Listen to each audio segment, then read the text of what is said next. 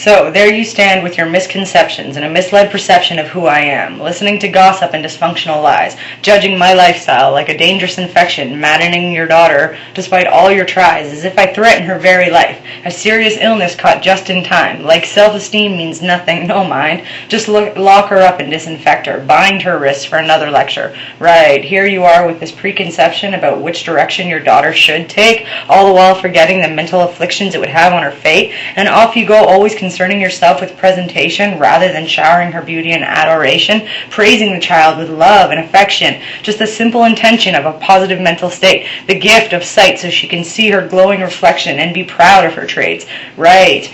Now you're sure you have nailed this corruption, labeled seduction the number one problem, made your selection and taken aim, and through indecision comes quick conclusions, no remorse and no shame. But your quick-wit solution created intrusion and a slit-wrist emotion within her. How the fuck should you think that seclusion's the answer? Strip her friends and her family as well as her education? Just abandon her here with a man of destruction? The man who broke you with no ramifications? Right, like he didn't bust you up and he really gave a fuck. He just threw himself into the generation he created. Never used your emotions or manipulation. Just thrust his love upon you and his concentration. Didn't spend many nights alone in the basement, separate from family, completely encased in electronic devices and the technology invasion. Immersed in a world and others around him like the sanctity of marriage and your faith's tradition. So surely her fragility will thrive in these conditions, right? So spare her from evil and condemn her love. Disconnect her ties and relocate with a shove. Take her to that place for rehabilitation. Send her to that man without any contemplation.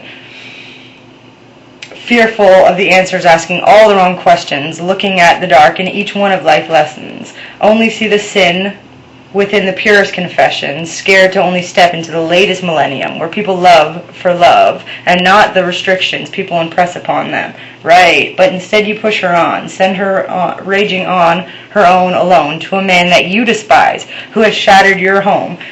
Dismiss her very actions and emotions that she has shown so that you can be secure in her absence, pressure's gone.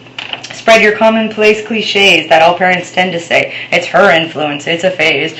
Or some disgusting derogatory phase, turning fact to fiction with your disapproving ways, showing such discrimination with your comforting displays, not a glimmer of acceptance in your prejudicial gaze. Right, but fuck it, it's nothing, no matter, no blame. She's lovely and happy in my arms where she lays, dreaming so peaceful, asleep in my praise. Together we rise, on top of the hate, stand stronger, one another without any shame. At least now she's free from the hurt and the pain, surrounded by comfort, caged only in love, unconditionally, truly, it will always remain. She is no longer lonely and no longer afraid, because deep down within, my love has been saved.